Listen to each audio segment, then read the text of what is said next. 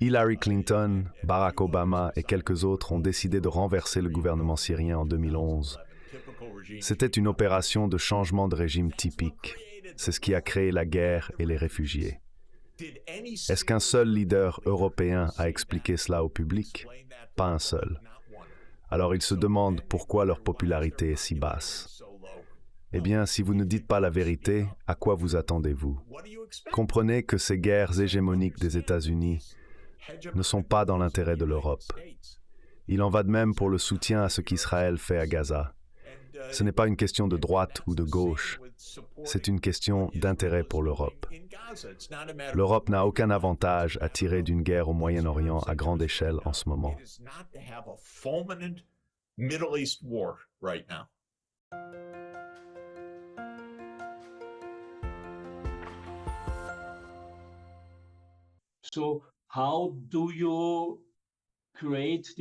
Alors, comment créez-vous ce miracle? Parce que l'alternative possible à Biden est Trump ou quelqu'un du Parti républicain. Ils sont, sous certains aspects, encore plus radicalement pro-Israël que les démocrates. Comment surmontons-nous ce petit problème?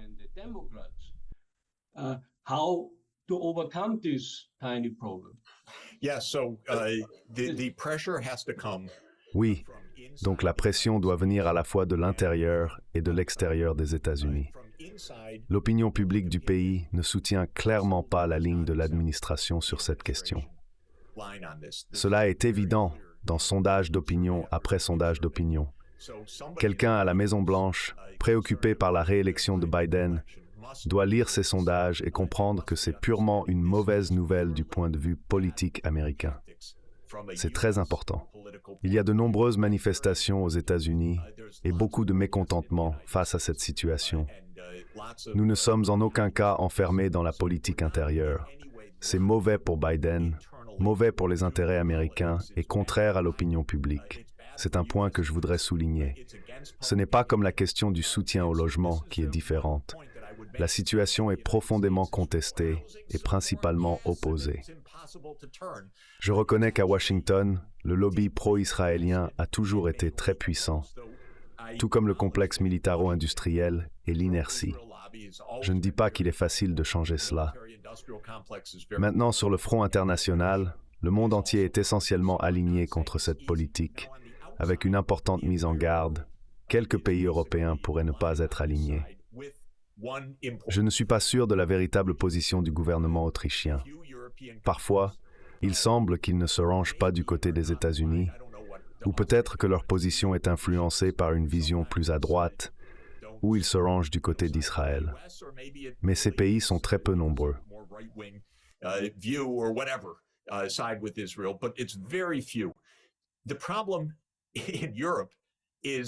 Le problème en Europe, c'est que les politiciens européens ont arrêté de dire la vérité sur presque tout il y a des années parce qu'ils veulent juste se ranger du côté des États-Unis. Je dirais juste aux politiciens européens, si vous faites ça, vous perdrez aux urnes. Il n'y a pas de gouvernement populaire en Europe en ce moment parce qu'il est incroyable de voir à quel point cela va à l'encontre des propres intérêts politiques de l'Europe. Alors je dirais, réfléchissez à cela honnêtement, puis reconnaissez que c'est juste. Nous ne sommes pas contre Israël. Nous devons simplement passer à une solution à 2 États. Et les États-Unis, venez ici les gars. Vous le savez aussi. Passons à une vraie solution. J'attends que les politiciens européens retrouvent leurs esprits, sortent la tête des nuages ou du contrôle américain et déclarent clairement et simplement ce qui est juste et ce qui est aussi dans l'intérêt de l'Europe. D'ailleurs, cela est également dans l'intérêt d'Israël parce que rien de ce qui se passe ne fait autre chose que menacer gravement la survie à long terme d'Israël. Ce messianisme, cette idée d'un grand Israël, ce zèle de ce groupe religieux, ne sauve pas Israël. Cela menace la survie d'Israël. Alors je veux que les dirigeants européens réfléchissent clairement et honnêtement à cela, parce que cela aidera également les États-Unis à se positionner correctement. And honestly about this, because that'll also help the United States get to the right place. I think there is a lot to say about the European leaders. I think Il y a beaucoup à dire sur les dirigeants européens. Il n'y a pas de dirigeants, comme vous le savez mieux que quiconque. De plus, il y a un petit problème. Cette année, certains pays européens auront des élections, y compris des élections pour le Parlement européen au sein de l'Union européenne. Selon la plupart des sondages, on s'attend à ce que les partis de droite, nationalistes, remportent la victoire. Le problème, c'est que ces partis, qui ont des origines historiques douteuses, sont maintenant, paradoxalement, des soutiens d'Israël. C'est un cynisme historique. C'est incroyable pour quiconque connaît l'histoire et la manière dont les événements se sont déroulés, que ces partis, qui peuvent être racistes et fascistes sur les questions intérieures, soutiennent maintenant l'État juif en ce qui concerne Israël.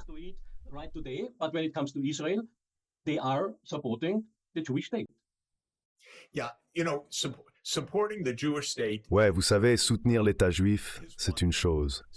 Soutenir ce qu'on appelle le Grand Israël pour dominer les Palestiniens, c'est insensé pour Israël et pour l'Europe. Tout le monde devrait prendre une grande respiration et comprendre cela. Combien de blessures auto-infligées l'Europe veut-elle? Combien de crises, combien de guerres l'Europe veut-elle autour d'elle? Je demanderai aux dirigeants européens pourquoi la droite grandit. C'est en partie parce que le soi-disant centre ou centre-gauche était tout feu tout flamme avec les États-Unis pour l'élargissement de l'OTAN et pour la guerre en Ukraine. Et bien sûr, cela a été un désastre pour l'Europe. Ça a été un désastre économique pour l'Europe. Ça a été un désastre du point de vue de la sécurité pour l'Europe. Donc, ce n'est même pas une question de gauche contre droite.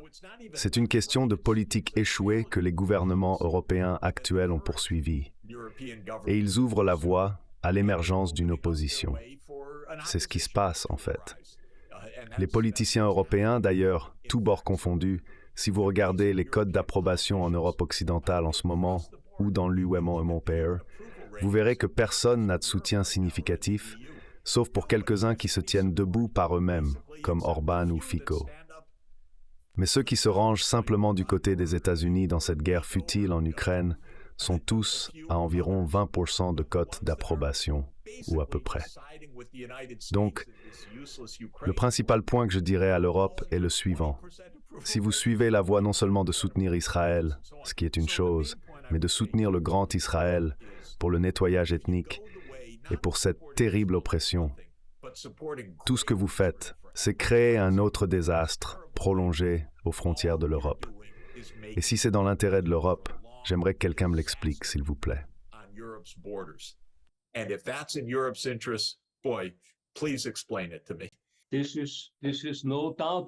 Il n'y a aucun doute à ce sujet. Je pense que l'Europe, avec la politique qu'elle a suivie au cours des 10 dernières années, agit contre ses propres intérêts de sécurité, économiques et même culturels.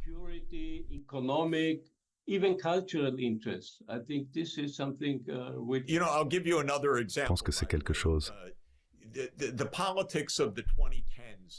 Vous savez, je vais vous donner un autre exemple. La politique des années 2010 a été dominée par la crise des réfugiés syriens. Quiconque ayant ne serait-ce qu'une connaissance minime de l'histoire devrait comprendre que Hillary Clinton, Barack Obama et quelques autres ont décidé de renverser le gouvernement syrien en 2011. C'était une opération de changement de régime typique. C'est ce qui a créé la guerre et les réfugiés. Est-ce qu'un seul leader européen a expliqué cela au public? Pas un seul. Alors après, ils se demandent pourquoi leur popularité est si basse. Eh bien, si vous ne dites pas la vérité, à quoi vous attendez-vous?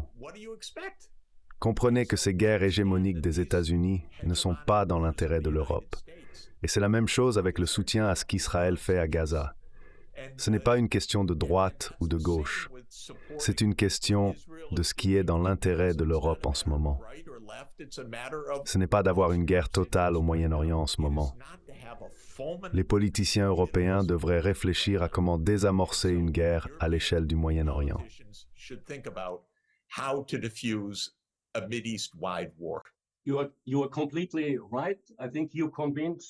Vous avez tout à fait raison. Je pense que vous avez convaincu des gens comme moi, mais malheureusement, nous ne sommes pas au pouvoir. Cependant, pour revenir au sujet principal de cette interview, il y a maintenant un plan de paix sur la table. Nous n'avons même pas abordé les aspects économiques, qui m'intéressent particulièrement. étant donné votre vaste expérience en économie. Une proposition importante qui n'a pas été largement débattue est la création d'un nouveau fonds de l'ONU, le Fonds de reconstruction et de développement durable de l'ONU.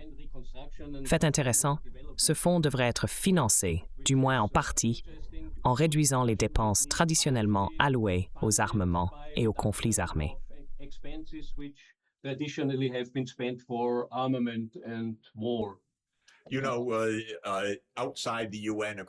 Vous savez, à l'extérieur de l'ONU, juste en face du siège, se trouve ce qu'on appelle le mur d'Isaïe. Il porte l'inscription du prophète Isaïe, chapitre 2, verset 4, qui dit « De leurs épées ils forgeront des socs de charrues et de leurs lances des serpes. Les nations ne lèveront plus l'épée les unes contre les autres, et elles n'apprendront plus la guerre. » Je paraphrase, mais Isaïe avait déjà l'idée, au 8e siècle avant notre ère, de transformer les ressources militaires à des fins civiles. Actuellement, nous dépensons 2,5 trillions de dollars par an dans le monde pour le militaire. Les États-Unis représentent environ 40% des dépenses militaires mondiales, ce qui est choquant car nous ne sommes que 4% de la population mondiale. Et si nous prenions ne serait-ce que 10% de cela, cela ferait 250 milliards de dollars par an. C'est la proposition, créer un fonds financé par des réductions convenues dans l'armement. Je dois mentionner que le pape Paul VI, dans son encyclique Populorum Progressio en 1967, avait cette idée. Donc je ne veux pas revendiquer une quelconque antériorité pour cela, mais je pense que c'est la bonne idée. L'ONU en général ne dispose pas de beaucoup de ressources financières. Elle a besoin d'un budget plus conséquent pour faire de bonnes choses, et une façon d'y parvenir serait à travers des réductions militaires qui sont réaffectées au développement durable.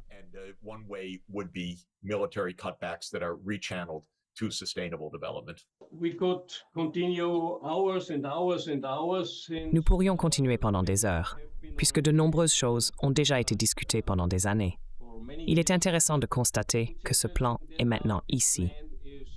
Avez-vous des idées pour le rendre encore plus populaire? Avez-vous l'intention de le présenter à d'autres instances internationales? Et comment proposez-vous de concrétiser ce plan?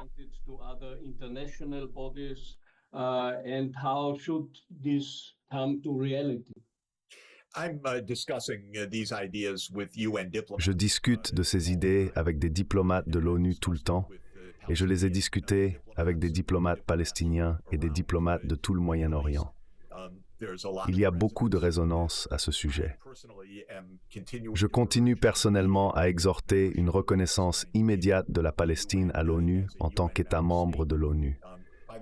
D'ailleurs, la Palestine est un État reconnu par 140 autres États, mais elle n'est pas reconnue en tant qu'État membre de l'ONU, seulement en tant qu'observateur, comme vous l'avez justement souligné. Donc je poursuis mes discussions, principalement avec le gouvernement américain. Il ne me parle pas trop, mais j'essaie de faire connaître mes vues publiquement en écrivant et en publiant des articles tout le temps.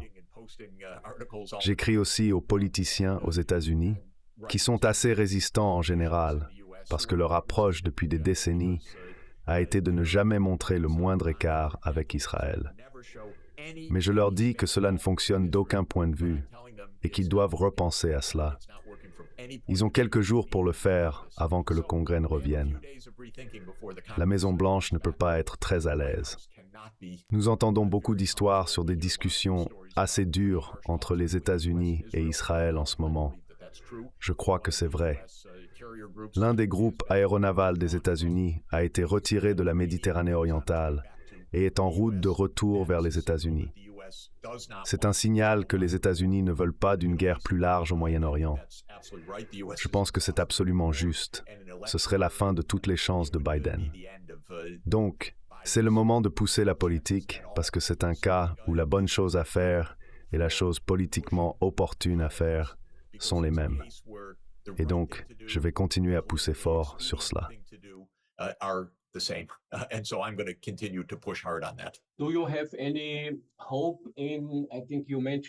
Avez-vous un quelconque espoir? Je pense que vous l'avez mentionné, et tout le monde sait qu'environ les 2/3 des États internationaux sont en faveur de ce type de solution politique et économique. Malheureusement, ils n'ont pas de droit de veto à l'ONU. Mais il y a autre chose. Un nombre croissant d'États collaborent, je crois. Le mouvement de l'Afrique du Sud vers la Cour internationale est intéressant, car l'Afrique du Sud est l'un des États membres leaders du groupe nouvellement établi des BRICS. Ils ont même déjà mis en place une sorte de nouveau système bancaire et financier. Avez-vous des indications ou des idées que de ce côté, plus que de simples déclarations politiques, il y aura un soutien pour vos suggestions? Political statements will come to support your suggestions.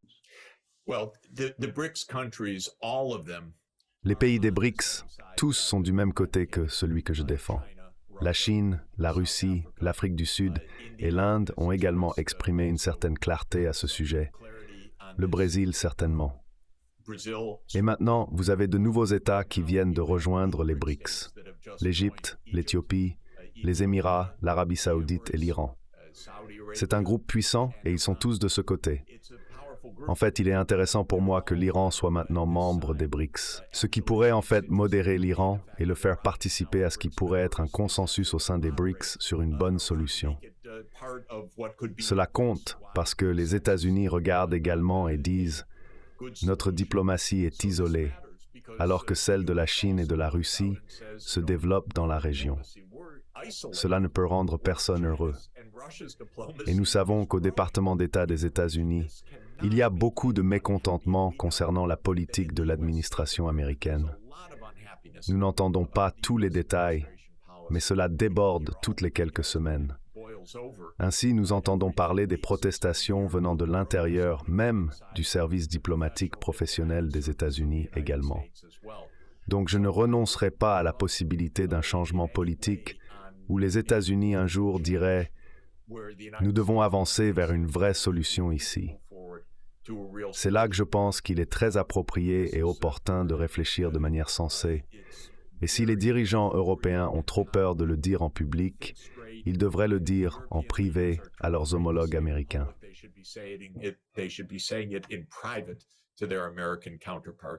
They should, yeah. So, I think it's time. Ils le devraient, oui. Je pense que c'est le moment. Je crois que nous avons dépassé un peu notre limite de temps habituelle. Donc, merci beaucoup, professeur Sachs. La discussion était très intéressante et importante.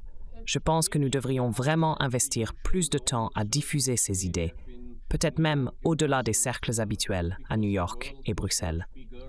Le monde est bien plus vaste et à long terme, potentiellement plus puissant que celui qui domine actuellement les affaires. Cependant, cela va changer. La question palestino-israélienne pourrait être négligée parce que la question palestinienne est, dans son essence, un problème colonial. C'est l'un des derniers problèmes coloniaux non résolus, persistant plus de 100 ans après la fin formelle du colonialisme. Il est temps de s'attaquer à ces vestiges, et le conflit Israël-Palestine en fait partie. S'attaquer à cela devrait être l'un de nos objectifs.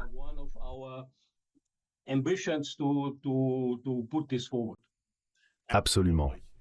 C'est correct, et cela permet également de résoudre le problème. Merci beaucoup et tout le meilleur pour vous également. À bientôt. Au revoir. Bye bye.